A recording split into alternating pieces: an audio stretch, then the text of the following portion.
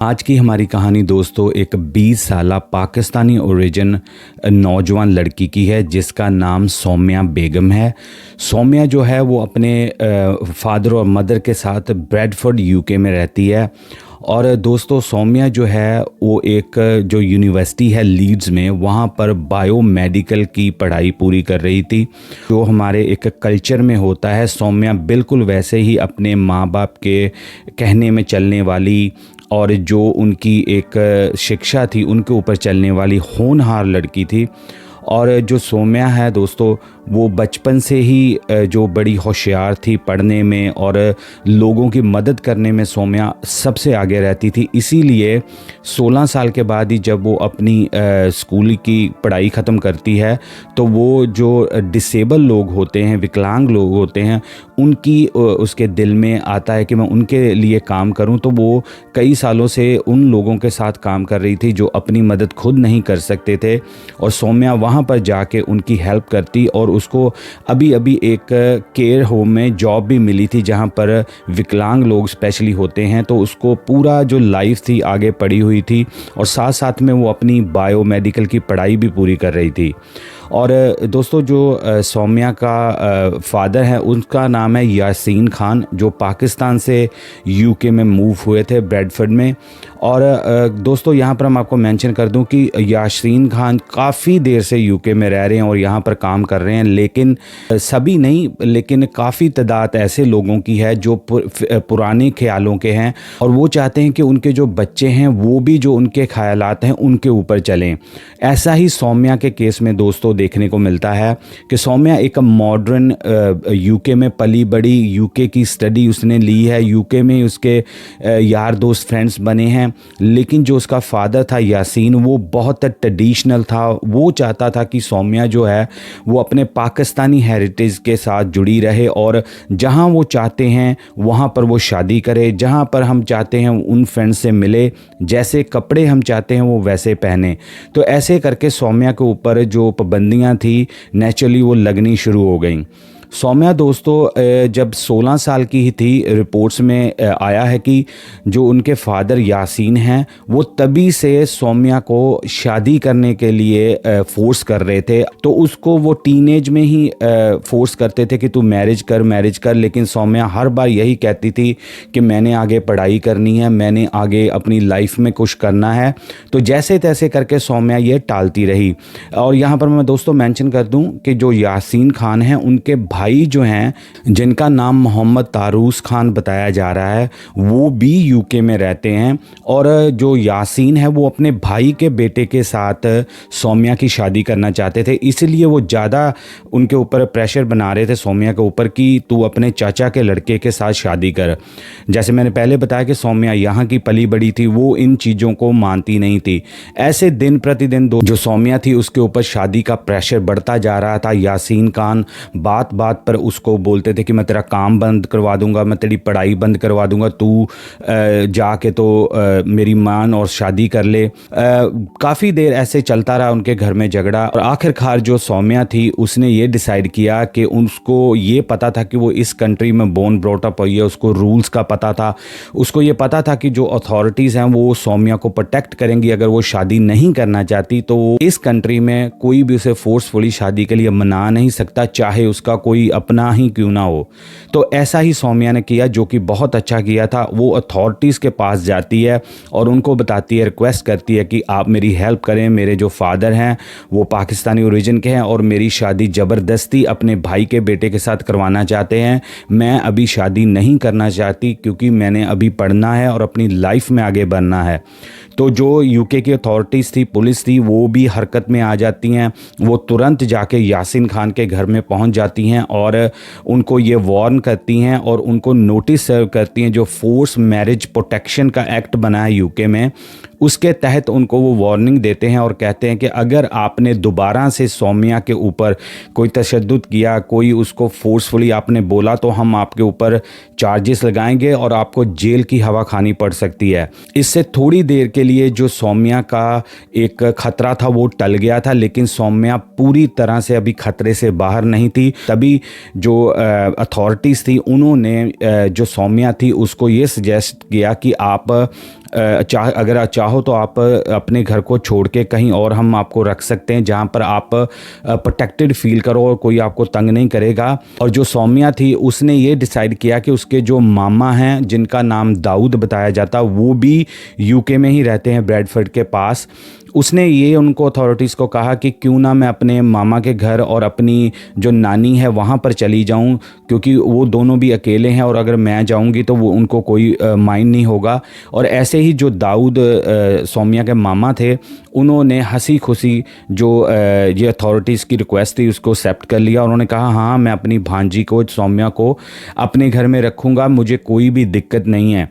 तो उसकी नानी ने भी उसको बड़े प्यार से अपने घर में वेलकम किया। तो सौम्या जो थी अब अपने मामा के साथ उसने रहना शुरू कर दिया। और जो यूके की पुलिस थी उन्होंने यासिन को और उसके जो भाई हैं चाचा तारूस खान, उनको जो वार्निंग और उसके साथ नोटिस भी दिया था कि आप सौम्या का जो एरिया है जहाँ पर वो रहती है उसके कई किलोमीटर तक आप वहाँ पर दिखने नहीं चाहिए। अगर हमने आपको वहाँ पर देखा, आपने वो जो ऑर्डर है उसको तोड़ने की कोशिश की, रिस्ट्रेन ऑर्डर को, तो हम आपके ऊपर एक्शन करेंगे। हमारे लोगों में जो सो कॉल्ड एक इज्जत की बात आ जाती है, ऐसा ही यासीन खान और तारूस जो उनके भाई थे, जिनके बेटे के साथ वो कह रहे थे शादी करने के लिए सौम्या की, उनको ये बात हजम नहीं हो रही थी।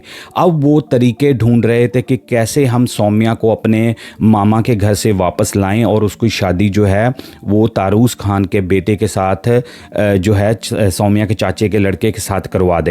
इसी के दौरान दोस्तों 26 जून 2022 का दिन आता है जब सौम्या जो होती है अपने घर में पढ़ाई कर रही होती है और साथ में अपने एक दोस्त के साथ वो चैट कर रही होती है अपनी फ्रेंड के साथ। और उसके साथ चैटिंग करते करते अचानक से दोस्तों 26 जून वाले दिन जो सौम्या का रिप्लाई आना बंद हो जाता है उसकी फ्रेंड को। तो जब 1 घंटा 2 घंटे 3 घंटे निकलते हैं, सौम्या की फ्रेंड जो होती है जिससे वो बात कर रही होती है उसको थोड़ा सा अजीब लगता है कि सौम्या ऐसे नहीं है। जब वो रिप्लाई नहीं करती, मान लो कहीं वो नानी की हेल्प कर रही है, जहाँ वो ये ऐसा कुछ कर रही है, तो वो डेफिनेटली मुझे कॉल बैक करेगी या मैसेज करेगी। लेकिन पूरी शाम बीत जाती है और सौम्या का कोई भी मैसेज दोबारा से वापस नहीं आता। तभी जो सौम्या की फ्रेंड होती है वो अपने फादर से बात करती है कि मैं अपनी फ्रेंड के लिए स्ट्रेस में हूँ कि क्या हो गया, वो एकदम से उसका रिप्लाई आना क्यों बंद हो गया, ऊपर से ये पुलिस का सारा ये चक्कर है। तो उसका जो खदशा था वो जायज़ था।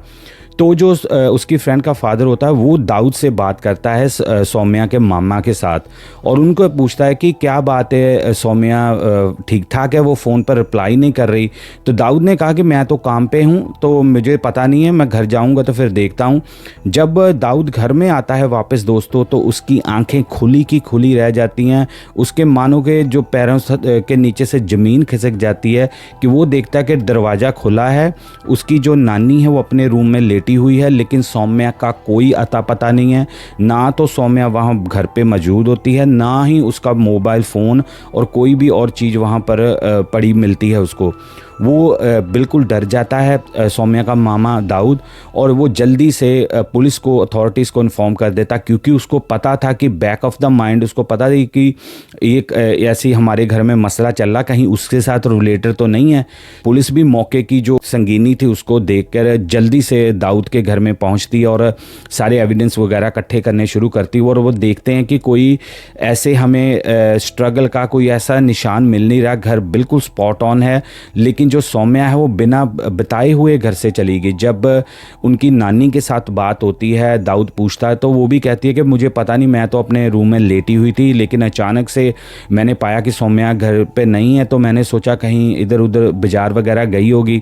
लेकिन दोस्तों ये उनकी सबसे बड़ी भूल थी और पुलिस जो है मिसिंग केस डाल के सौम्या को उन्होंने ढूंढना शुरू कर दिया। सबसे पहले दोस्तों जो इन्वेस्टिगेशन को उन्होंने आगाज़ करना था वो ठीक उन्होंने उनके फादर के यासीन के साथ ही करना था।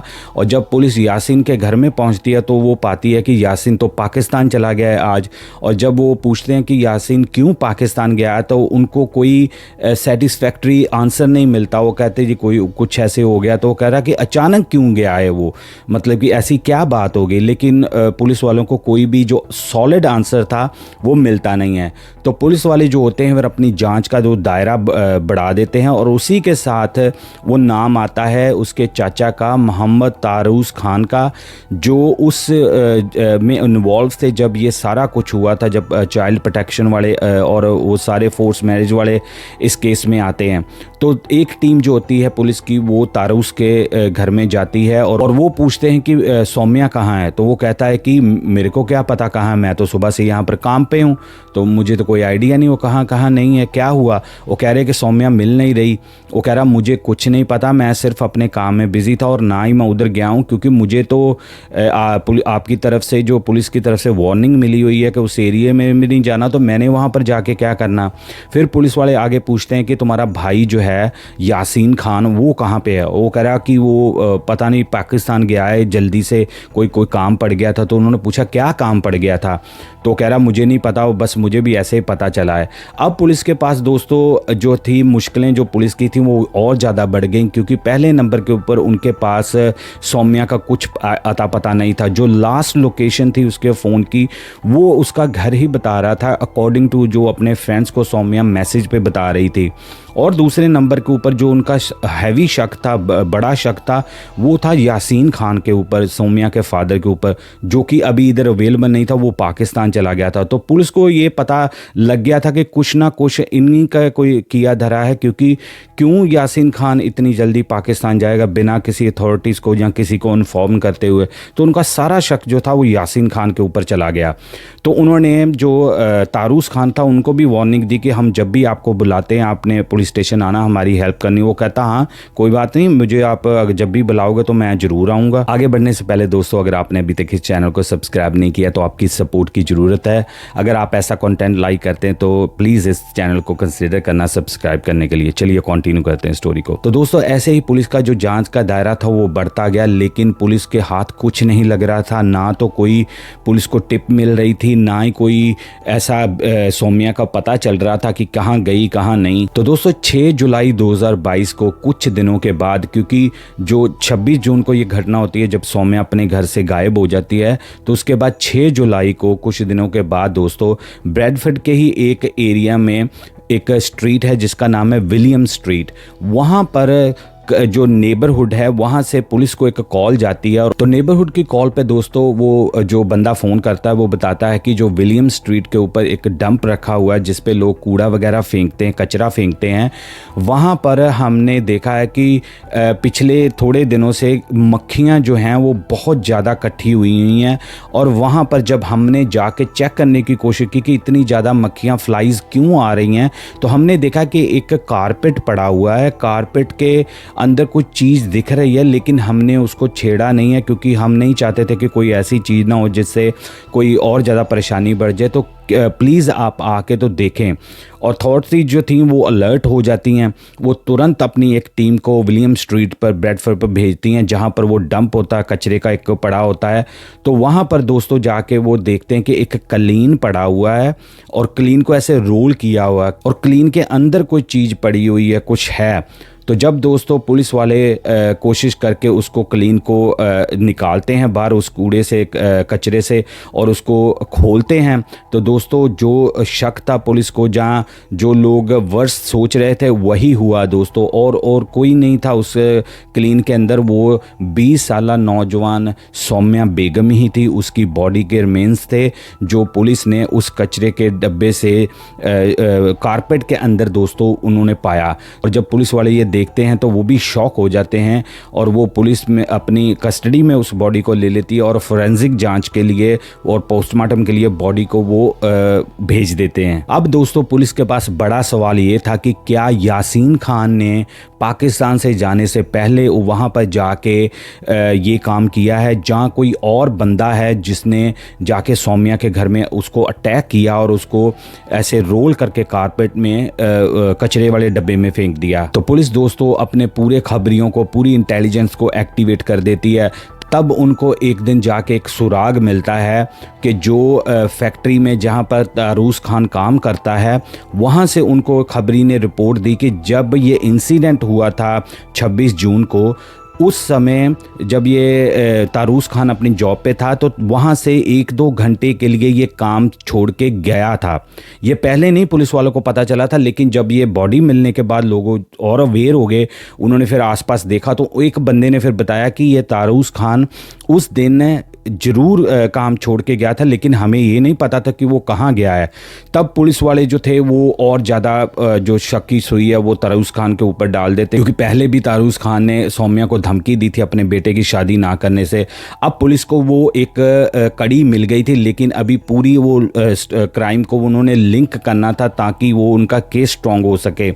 तो दोस्तों वो पुलिस वाले जो होते हैं वो फिर पूरा जो सीसीटीवी कैमरा था वो तारूस के घर से लेके उसके जो काम से लेके वो पूरा उस दिन का मॉनिटर करते हैं, क्योंकि अब उनके पास कुछ था कि वो एक बंदे को जो है सिंगल आउट कर सकते थे कि यही बंदा हमारा मेन कल्प्रिट हो सकता है, मेन बंदा हो सकता है।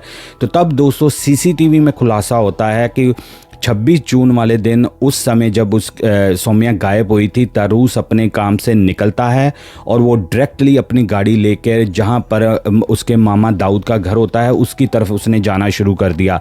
हालांकि दोस्तों उसको पुलिस की तरफ से क्लियरली वार्निंग मिली थी कि तूने उस एरिया में नहीं जाना, लेकिन उसने सारे कानून की धज्जियां उड़ाते हुए वो सौम्या के घर की तरफ जाता है। और यहाँ पर दोस्तों जब पुलिस वाले उसका रिकॉर्ड खंगाल रहे थे, पुलिस वालों को ये भी चीज़ पता चली कि तारूस खान कोई भी एक साफ धुला हुआ बंदा नहीं था, साफ सुथरा बंदा नहीं था।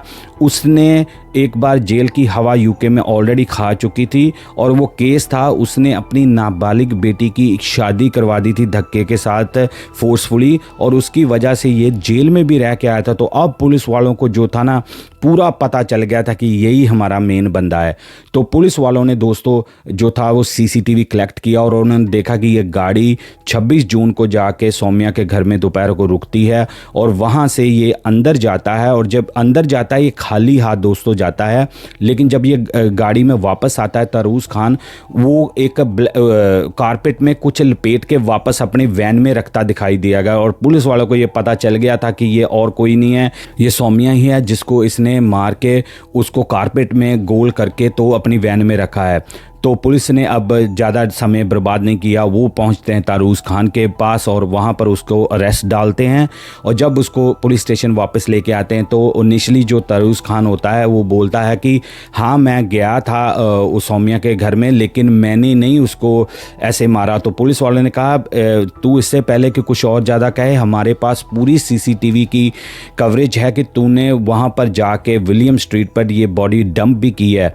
तो ये भी बात तारूस खान मान जाता है कि कहता कि हाँ मैंने ये सिर्फ हेल्प ही की है लेकिन मैंने मारा नहीं है। जब पुलिस वाले उसके ऊपर और ज़्यादा सख्ती करते हैं तो तारूस खान जो था तोते की तरह उसने बोलना शुरू कर दिया। उसी के साथ साथ दोस्तों जो पोस्टमार्टम की रिपोर्ट थी उसमें यह भी बताया गया था कि जो सौम्या है उसको मारने से पहले बुरी तरह से उसको पीटा गया था। उस नौजवान बेचारी लड़की को कई बार उसको तशद्दुद किया गया था मारने से पहले, और एक रॉड के साथ उसके पीठ में ये रॉड एक लंबा रॉड डाला गया था जिससे उसका जो लंग्स वगैरह थे वो पंक्चर हो गए थे। पूरी दर्दनाक दोस्तों मौत उस नौजवान लड़की को मिली थी सिर्फ ना बोलने के लिए।